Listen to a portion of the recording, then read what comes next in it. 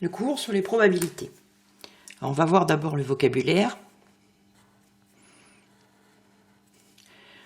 Donc, qu'est-ce qu'on appelle une expérience aléatoire?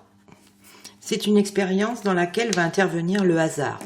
Alors, ça peut être, par exemple, lancer une pièce et regarder sur quelle face elle tombe. On prend une carte dans un jeu au hasard et on regarde quelle carte c'est. Ou bien, on lance un dé et on regarde sur quel côté il tombe.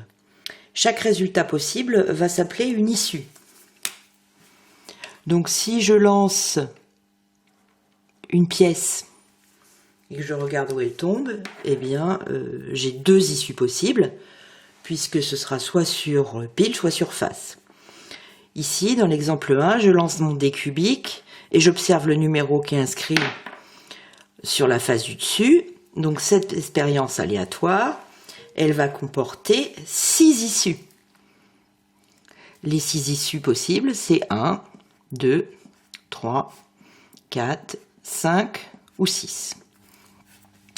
Ce qu'on va appeler un événement, ça, qui peut être réalisé ou pas, c'est constitué d'une ou de plusieurs issues.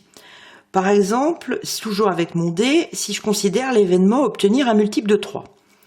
Donc cet événement obtenir un multiple de 3, il va être réalisé si le dé tombe sur 3, qui est un multiple de 3, ou bien s'il tombe sur 6. Donc, l'événement est réalisé si l'issue est 3 ou bien 6. S'il tombe sur les autres faces, eh bien, l'événement n'est pas réalisé. Donc, il n'est pas réalisé si l'issue est 1, 2, 4 ou 5. Alors, dans les événements, certains ont un nom particulier. Un événement qui ne peut pas se réaliser, ça va s'appeler un événement impossible. Par exemple, l'événement, lorsque je lance mon dé, obtenir un 7. Ben ça, c'est pas possible. Donc, obtenir un 7, c'est un événement impossible.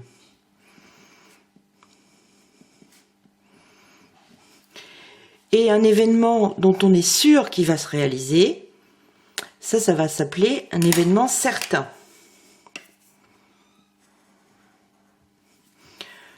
Donc, si je prends l'événement obtenir un nombre inférieur à 10, ben oui, je suis sûr que je vais obtenir un nombre inférieur à 10, puisque le maximum, c'est 6.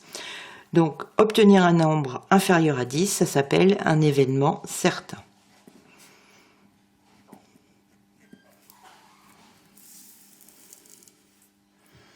Alors maintenant, les probabilités.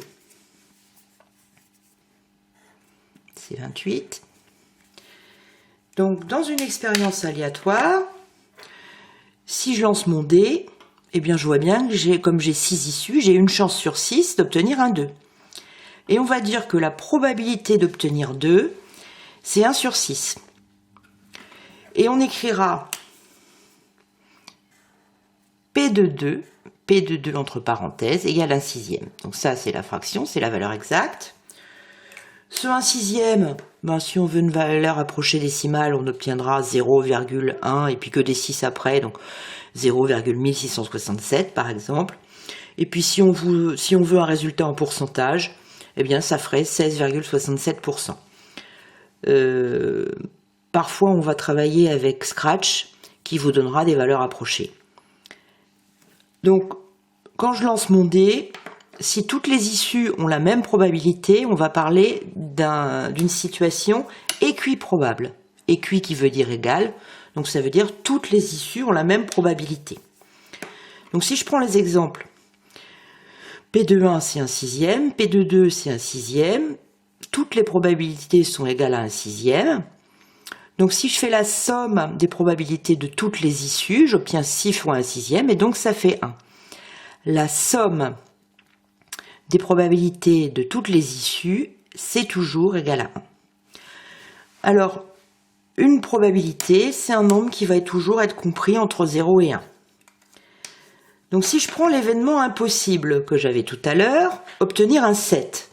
Quelle est la probabilité d'obtenir un 7? Ben, la probabilité, c'est 0. J'ai aucune chance d'obtenir un 7.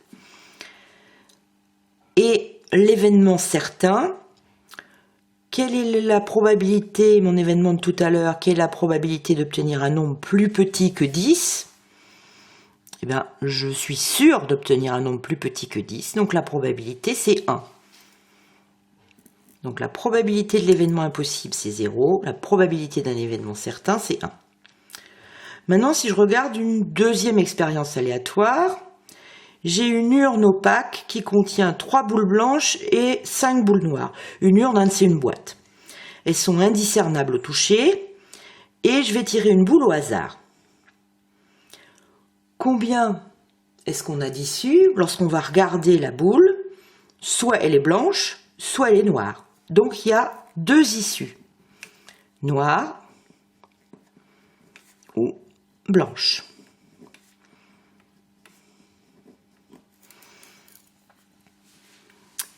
Quelle est la probabilité d'obtenir une boule blanche?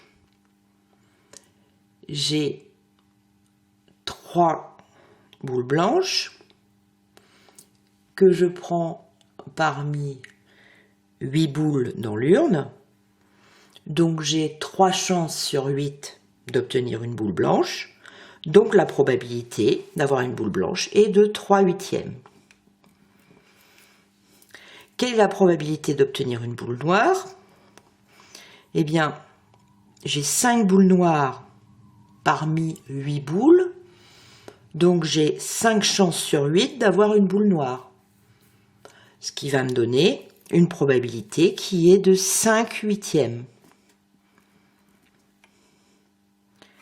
Je vérifie si la somme, c'est bien ça.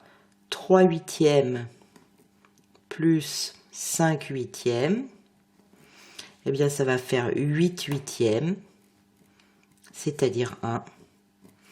Donc j'ai bien la somme des probabilités des 2 issues qui est 1.